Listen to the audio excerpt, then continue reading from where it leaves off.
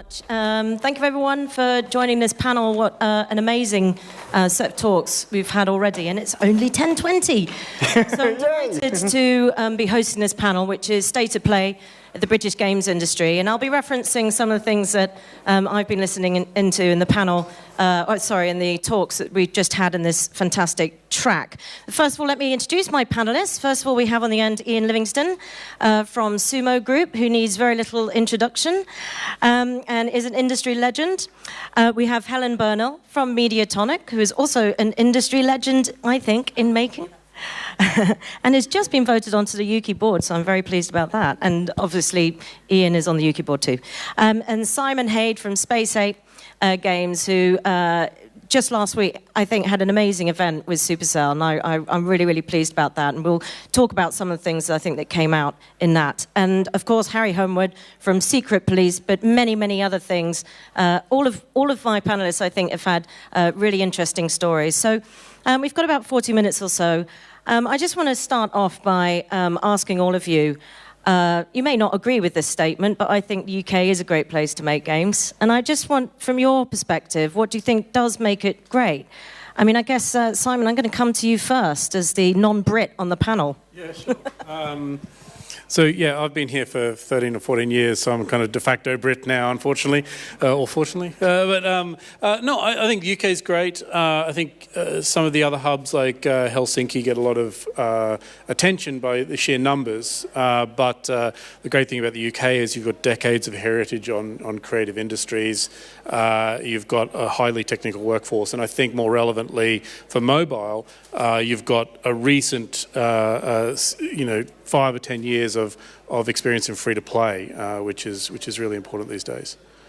And I guess we'll go on to some of those themes that particularly I think Gillian was talking about in terms of, and also Daniel, in terms of taking risks and what kind of emotional intelligence you require. I think I'm just emotional. Ian, from your perspective, obviously you've been around the block a few times in the nicest possible way.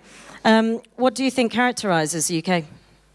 Well, clearly we're a very creative nation. Look at our film, fashion, music, publishing, and of course our games. We have a rich culture and a rich counterculture. And the things, I mean, we've always been great at expressing ourselves through literature and through, I think the BBC has even helped over time to encourage this world of creativity, but we often have self-doubt. I mean, Americans have self-belief, but we don't always celebrate our own brilliance. And even though we make some of the most incredible games over time from the 1980s, we've not always celebrated it as a nation. So games like Grand Theft Auto 5, that generated $1 billion in less than a week, largest entertainment franchise in any medium, largely seen as negative in the press rather than celebrated.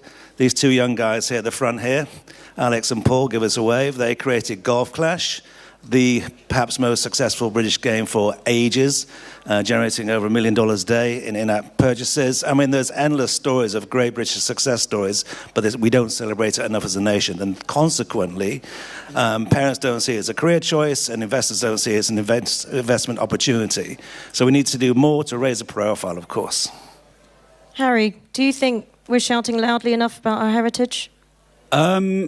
I think possibly we're shouting too loud about our heritage and not enough about the current excellence. I'm old enough that I used to play Elite and had a Spectrum and all of that kind of stuff, but I don't know. I sometimes think we bang on about that stuff too much, and actually, the UK industry was great, but the UK industry still is great in many ways. I think we run the risk of losing out, to places like Helsinki. I think we were a little bit late to jump onto free-to-play in some ways. But no, I don't think we need to carry on shouting out about our heritage. We need to shout about the excellent companies that are out there now.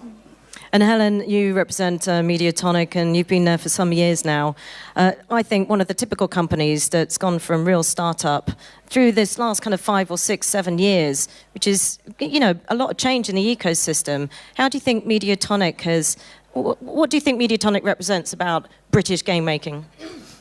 Oh, that's an interesting one. I think we've sort of ridden the wave of I'd say, the maturing of the mobile market specifically. Sort of some years ago, we were focusing on making small arcadey titles like Amateur Sergeant, and we've seen that mobile market mature and fundamentally see we've got AAA mobile now, we've got indie mobile now.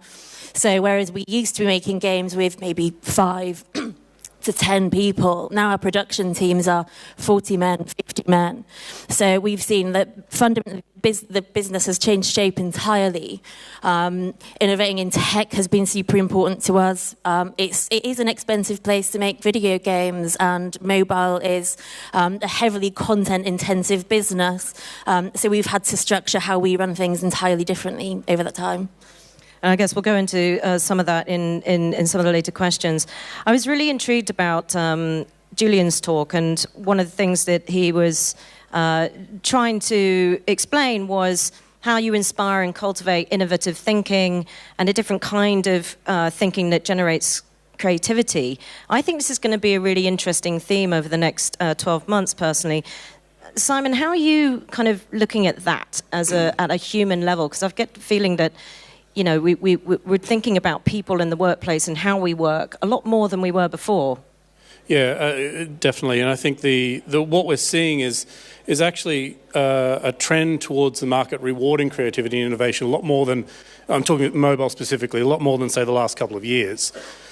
And so that means you've got to have smaller teams, you've got to have a different sort of organizational structure than the production line games, but also it's an attitude thing too. Like I loved Dan's slide earlier with the cheeky slide of 20 angry men dribbling spittle, and the point being that all mobile games are the same. And I think that's true in the sense that slide could be 200 games, 3 of ours included, and there's a lot of derivative stuff going along. But in that sea, there's 3 games that really defined a few different things, whether it's Honor of Kings or Clash of Clans, or even Game of War and its approach to marketing, and maybe there's a couple of others.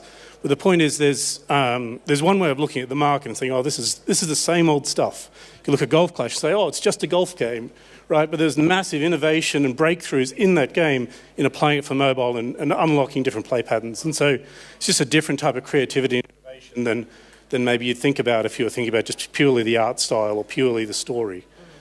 I mean, Ian, take that challenge on. Can you just talk through a little bit about Golf Clash in particular and how the team has tried to make that stand apart from the crowd? Well, I hate saying nice things about them because they're here, but they have a very rich and talented team that's developed over time. Golf Clash wasn't their first game. Both Alex and Paul have been making games for probably, 10, 15 years now, maybe longer.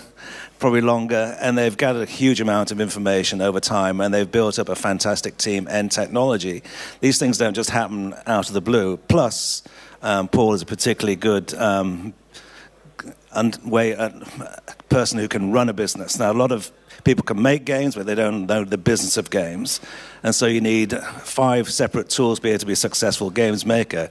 Technology, IP, innovation, the creative inputs, and also the business of running the game, and then getting access to finance. So they've learned their trade over time, and they've condensed all that into Golf Clash and seen what's happening in the marketplace.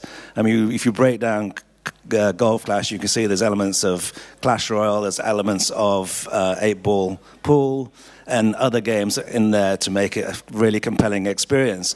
But they've been very kind of market-driven, understanding the value of analytics and metrics, and seeing how player versus player is the way to enjoy mobile gaming these days, and made it very satisfying. And they just say, well, we're not going to make game of golf, which is 18 holes, boring. Let's just give us one hole. So they looked at everything, and they kind of leveraged all their technology, all their expertise over time. The only bad thing is that he's a Manchester United fan, and I'm a Manchester City fan. But I like to see people, when I invest in companies, like I invest in Tonic, in Secret Police, of course, Playdemic, it's not just the game I'm looking for, it's looking at the team behind it, the technology, and their collective wisdom and knowledge over time. And do they see the opportunity? And not only seeing the opportunity, can they execute on what they're going to do, and can they find a market for their products? It's not just the, ideas are often cheap, it's the execution of the idea that's the hard bit. I mean, Harry, I say quite recently, but how long has it been since you sort of thought, right, Secret Police, this is what I'm going to do, this is a team I'm building, this is a product I'm building? Tell me a little bit about, some of the challenges you've faced in being in that market. Sure. So that was about 3 years ago. My co-founder Rick and I decided we wanted to build a company that was inspired by some of the things we've seen going on in Japan. So Japanese games having quite strong monetization systems. I'd been banging on about this kind of thing at conferences like this for years, and no one seemed to be doing it, so we decided to do it ourselves. And it's not easy. I mean, I wouldn't say we're by any means a success yet, but just going through the process of raising the first little bit of money, which is quite easy, then going through the process of raising the next bit of money when you haven't actually released a product yet, that gets harder and harder because the tax breaks get worse and worse the further you go on.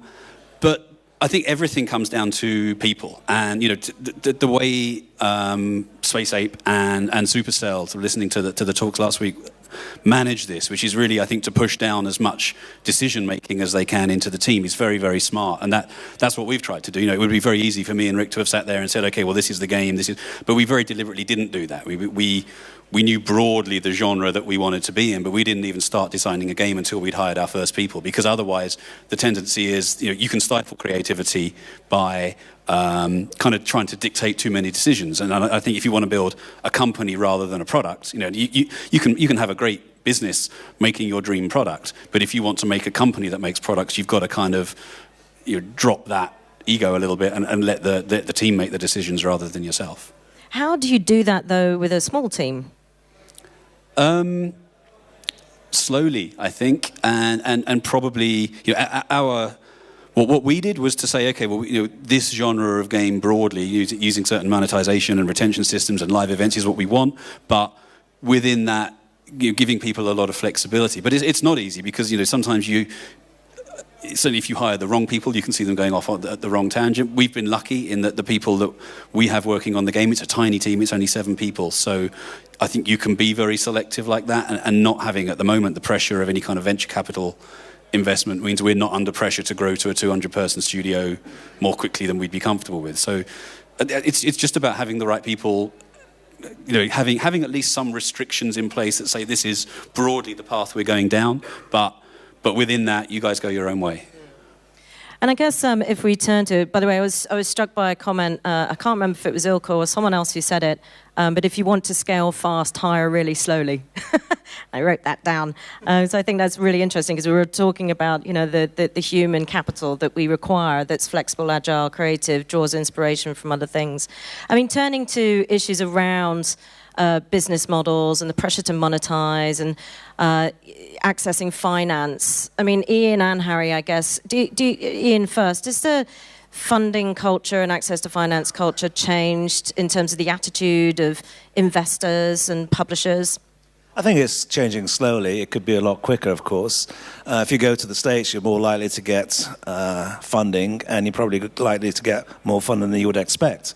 In the UK, it's still very difficult because there's not so much coverage in the finance sector. There's no kind of brokers and analyst notes. You don't see the investors at the games conventions particularly, whereas you all see them at the United States conventions. So now we're seeing more interest from outside of the UK, from China and particularly from Japan, and of course the United States continue. But I think the investment committee is slowly waking up, where they see more and more of games being more pervasive in culture in general, and they must realize now the size of the market, they cannot ignore it.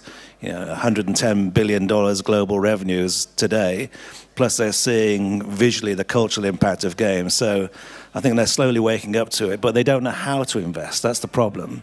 And a lot of studios are not investor ready. They don't know how to present. So there's a misunderstanding of each other's wills, and that's the gap that has to be bridged. I mean, Helen, I'll come to you, Harry, as well. But Helen, how did you sort of overcome that? Because you've been there and done that as a studio. And I suppose, are you occupying a particular niche in order to attract finance? Well, we haven't actually raised investment for a few years, actually. So I can only really speak from an outside perspective. Perhaps Ian can speak to why he invested in us in the first place. But our pitch was quite a cautious pitch at the time. It was a case of, we don't need millions and millions. We're going to steadily work our way up, learn our craft, and gun for the hit in a more sustainable way. So looking at the investor community from the outside, it interests me hearing Ian sort of refer to this more cautious, if you will, UK investor community. You see this sort of very explosive West Coast Chinese incoming investment. And the feedback I'm getting from peers is it is that little bit more cautious from the UK. So yeah, it's not been a recent raise for us. It was some years ago. I mean, Harry, some of the challenges you faced in accessing finance. Yeah, I think sort of Helen touched on this, that the real difficulty that most investors, other than a tiny number of specialist games investors have, is that they have no ability to judge whether a game or a product or a strategy is the right one or not. And so more often than not, they'll say, I just don't understand this, so we're out. And really all they've got to go on in that situation is, well, what's the track record of the people that are starting the company? And, so one of the things that we were lucky to do was to bring Ian in as an investor and chairman. And that kind of thing can really help. If you've got a little bit of a track record, if you can say we've done this before, then at least an investor has some level of comfort. But that's not ideal, but I can't really see a way around that until we have more investors that are as savvy as London Venture Partners or those kind of people who kind of live and breathe the industry. I think there's two traps that I've seen people fall into in the last couple of years in terms of funding. One is to try and live hand to mouth. So I see a lot of teams want to raise a couple of 100,000, and then we'll get an MVP, and then we'll raise a bit more, and nothing in a market where creativity and innovation is now getting rewarded a lot more, arguably, in the last few years. It's even more important now to foster the environment. Nothing kills creativity like a 6-month sort of runway, right? And so that's one mistake. The other mistake is people raising several million and then scaling up, all right? And we made this mistake as well. We did a $7 million Series C and hired 50 people, in the following 12 months, and it nearly broke us. And I think the smart investors and sort of smarter studios now in 2018 are trying to raise a lot of money, but keeping everything really small. I mean, so either bootstrap and raise nothing, or bootstrap and raise a lot and know that your 6 to 10 to 15-person team has 3-4 years to hone their craft and get practice as a team. And so I think that we'll see more of those coming out of the UK. But is that a challenge so what comes first? Is that a challenge if you're thinking about creating a mobile game that's free to play? So it's a live game. And we've heard so many talks and some brilliant talks about what kind of team shape you need and live ops, what that actually means. It's quite a big undertaking, really. Yeah, but once you've got a live game that's making money, funding gets really easy, right? So you can almost debt finance marketing these days. So it's like the venture investment and the outsized returns come from investing in the team that's going to make that outsized game that'll make everything they've done relevant, or that first game that's going to break out. So I think the funding mindset needs to focus there rather than, I need $10 million to scale up marketing. You might as well go to the bank for that. If the game has the metrics to support that, getting the money is easy. And if it's not, then you probably shouldn't be getting the money to do it, right? So I think that kind of solves itself. But you are right in that, if your business pitch is we're going to go make a free-to-play game, then the vast majority of investors will be great. Once your free-to-play game is making money, we'll happily take half of that from you, whether that's a publisher or an investor. And there is this massive gap between kind of getting started and getting to the point where a product is generating those revenues. And I think it's one thing to kind of go from that successful product to huge success. But, we kind of decided in the end, sort of finding ourselves in that gap, we were just going to put the product out, we're going to market it ourselves, we're not going to, take all the risks, do all the development, make the thing cash positive, and then give half the revenue to someone else. But that's a really scary thing to do. But that sort of leads to this constant circle of conversation we seem to have about being able to take creative risk and being able to do something that is reaching. There was a comment made by one of the speakers, which I can't remember whose, I'm sorry, but around, is there enough audience, for the games, that slide with all the Me Too faces. Sorry, not that Me Too, other Me Too faces. So how do we balance this desire to take a creative risk, to do something that's different? I mean, if you're going to do that, does that dictate the business model that you're choosing? I mean, Ian, a little bit from you, I guess. Are you, when you're looking for good investments or good talent, are you interested in that creative risk? Oh, certainly interested in the creative risk, but you have to kind of offset that against commercial reality. So when I invest, I said before, I invest mainly in people. If I feel comfortable with the people, I mean, remember this is a people business, and you trust those people to execute on their ideas, to have original ideas in the first place, and not rather than just being a sort of copy of somebody else's game, or too crazy that it's never going to work. You've got no chance of understanding until you launch whether it's be successful or not. So it's my main thing is people, then of course the IP, technology, track record, blah blah blah. But that's my number one thing. Did you want to say something? I think going back to the Us 2 talk, I think it's always finding that balance. So what a sort of a two-man team might need to perceive success commercially is very different to what a 50-man, 100-man team might need to keep the salaries going, make the next title. So it's always a delicate balance in terms of where do we perceive. Another thing that we're seeing in the mobile market is it moves so damn quickly. Being creative in terms of, well, okay, what do users want now, but what do we perceive is going to be the next thing? What's going to hook the interest of audiences in a year's time? So there's always a delicate balance between making something that means something to us and is innovating, but actually we can perceive as a business case for it. It's a delicate balance. I was struck by the talk that Phil gave, which was about this trend in it's not just about live games, about living games, and again about how you extend the game into that loyalty, which I think again is another huge trend. I mean, that's also quite difficult to do in the short term, isn't it, Harry? Yep. I mean, we launched a game a few weeks ago. It's called Dragon's Watch. We haven't marketed it. It's already got community starting to build around it, and it's both very exciting and very time consuming. When you're as small as we are, we've got loads of people wanting to talk to us on Discord. We've got loads of customer support inquiries coming in and no customer support team. But we've kind of made it a priority, even at the expense of sort of some of the bug fixing and some of the features that we have to engage with that community. And I think hopefully that's kind of going to pay dividends in the end. But it's scary. When your lead programmer is spending 2 hours a day talking to the community, you kind of think this is crazy. But at the same time, it seems to be going down very well. So. What I love about the living games philosophy is it feels like there's this inherent implication with free-to-play that it's designed as a commercial abuse of audiences, and it's so far from the truth. What we're trying to do here is create hobbies and passions for people that they'll want to keep coming back to. It's a symbiotic relationship.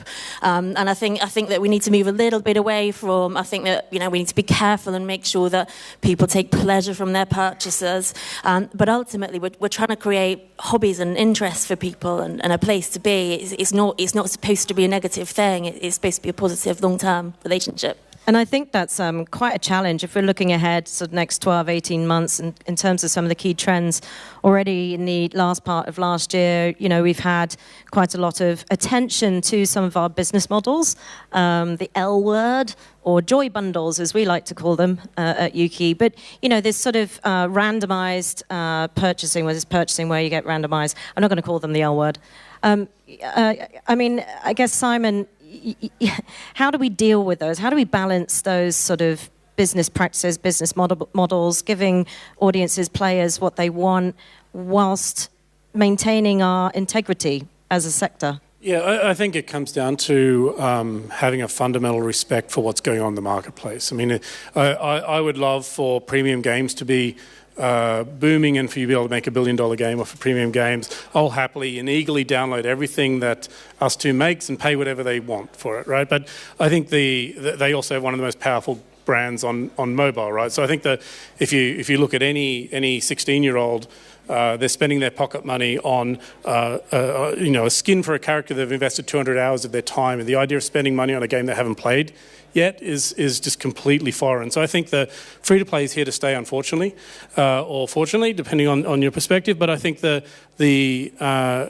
lot of the problems with free-to-play come from people who have a sort of cynical approach to it, right? So the worst, most flagrant sort of abuses of players' trust come from people who go, oh, I'm just going to, people buy anything. I'll just charge $50 for this loot box and think it's okay. And so actually, when you approach the business model from a position of like this is happening and respect for the players and an understanding of what's driving that model, actually it's all fine. So I think it's going to come through education of developers and time as players are very savvy and there's a lot of choices. So I think in a lot of ways the problem kind of corrects itself over time. But yeah, obviously there's isolated issues with people not really understanding what works on mobile free-to-play and as a result making some of those mistakes. So again, looking ahead, I guess Julian talked about some complexity management and changing technology, and we're only just sort of touching the surface in terms of machine learning and some of the new kind of tech and new innovations that keep our games alive.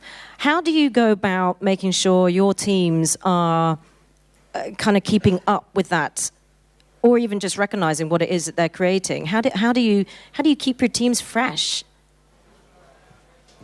I'll take it then. So I think part of it, a big part of it is just creating a playground for creative people to feel comfortable and secure and knowing they have a job even if their project fails, and having scope to do things that they want to do, right? So I think a lot of it comes down to the environment. A big part of it comes down to education as well. Like these conferences are great.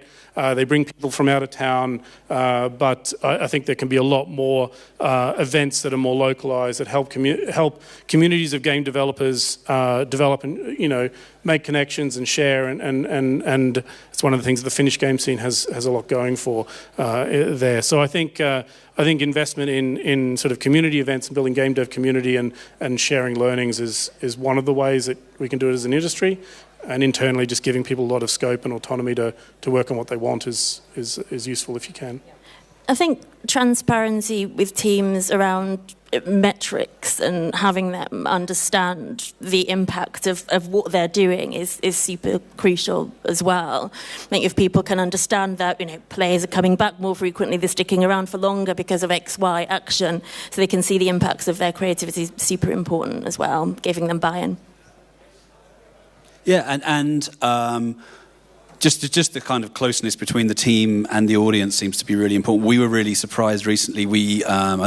Apple announced that you have to publish odds of loot box or gacha odds, which we were already doing on our wiki. But we were really surprised when we did that, just how savvy the players were. The players understand more about our game than we do in a lot of ways. And, they were saying, well, this is the odds of getting that, but in such and such a game, the odds are this, and so this is better and this is worse. And we were absolutely amazed at just the degree of knowledge. And I think it's very easy for us in the industry to think the players are dumb and we're smart. And actually, the players that are really passionate know at least as much about these games as we do, and probably more because they're playing them for hundreds of hours. Yeah.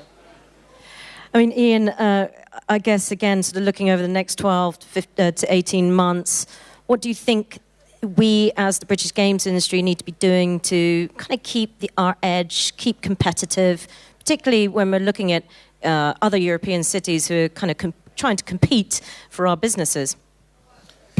Well, I think we've got to carry on doing what we're doing, making great games that are enjoyed around the world. I mean, that's the thing that we're best known for, but it's also getting that message out there, and the work that Yuki's doing and Tiger's doing to raise the profile of the game industry within government and within the investment community is key, and to get more members on board and believing it. And we need to shout more about what we're doing. We face even stiffer competition. I mean, I hear that now Italy and Germany are getting video games tax relief down the pipe. There's also many states within the United States are getting video games tax relief. So that playing field is being leveled. So what has been a great boon to our industry might not be so much of an advantage going down the track. So there's lots to be done from the industry itself to speak loud and proud of what it does, and not to be afraid of failure. You know, failure is just success, work in progress.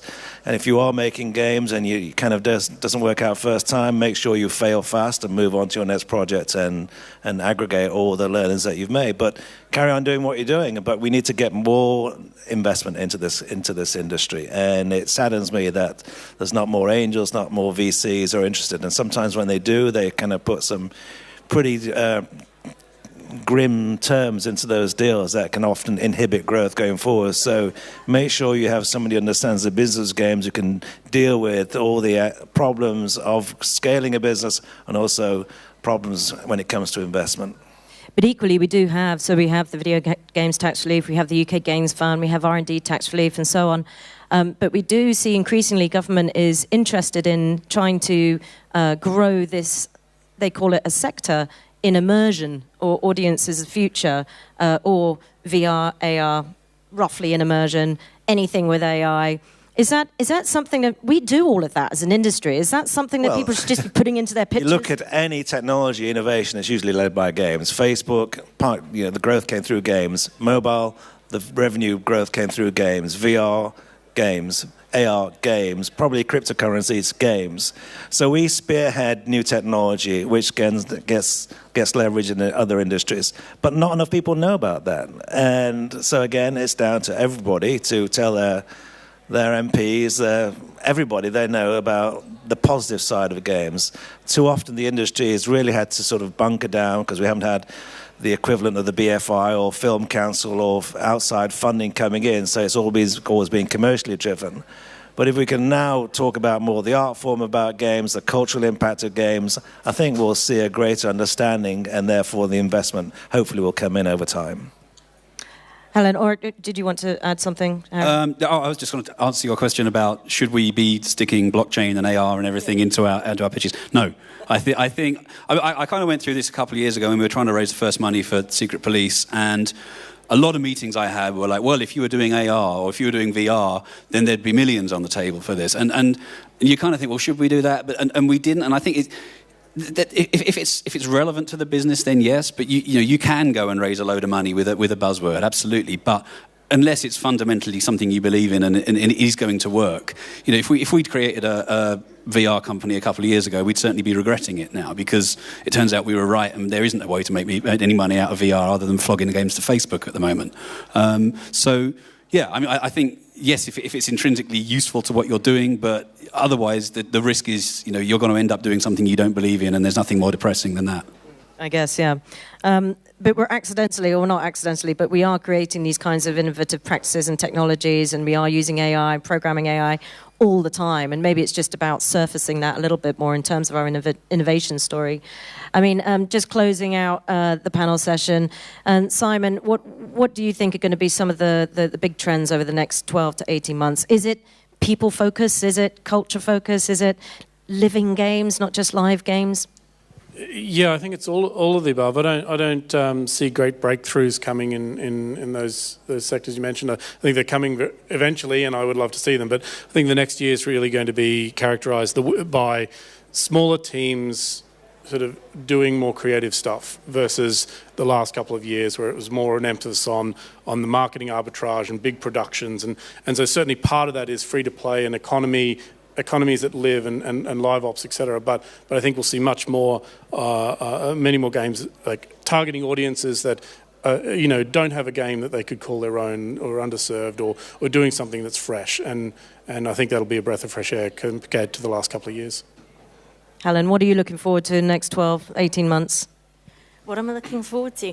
I think I'm looking forward to seeing we've seen a lot of consolidation recently. I'm looking forward to seeing what a lot of those growing teams are going to come out with, and I'm looking forward to seeing what we're going to see out of those smaller teams that have come out of the sad fall of some of the bigger studios. I think that we will see a little more creativity and innovation. I do agree with Simon. I think we're going to hear a lot of talk and buzz about cryptocurrency. I think we won't start to see those impacts yet over the next year, but I think we're in a bit of an interesting time. Okay, well, thank you. I think we've got 3 minutes for a couple of questions. If the audience has any question to ask our panel. Any questions? Is one here? Third row. No, just wait to the microphone. Thank you. Hi, I have a question for Harry, kind of linking to stuff that Ian said. So when you released your new game, you said you didn't market it very well, or you didn't choose to market it. Ian said that Americans have a lot of self-belief where we're not as good as shouting about what we do. What caused you to make the decision to not market your game? Was it experimental or budget or just... No, it's a very expensive. Well, for a small company, it's a very expensive game. So we had it's a free-to-play game. We had it in soft launch in New Zealand for a little while. It was costing a lot of money in user acquisition to put it out, to bring players in to test it. We were kind of on a trajectory where our KPIs were improving, but the cost for us of doing that was very, very high, and we did not have the cash to say, okay, well, we're going to earmark $1 million for user acquisition during this soft launch phase. So the sensible choice for us was then to take the game broadly global, but without spending that money. So we now have some thousands of users coming in every week for free, and that's allowing us to spend the next sort of 6-8 months tuning the game rather than having to go out, raise a bunch of venture capital money at a valuation that wasn't necessarily where we wanted it to be, or a lot of venture capital investors say they don't want to invest until they've got a game that's generating very, very high KPIs, which maybe less than 1% of the market does. So for us, it was a financial decision, and if things go the way that we think they're going to go, then we'll be spending a lot of marketing in the second half of this year. Thank you. Okay, any other question? I've got time for one more short question. No? Okay. Well, I'd like to thank my wonderful panelists for a fantastically interesting conversation. Thank you very much.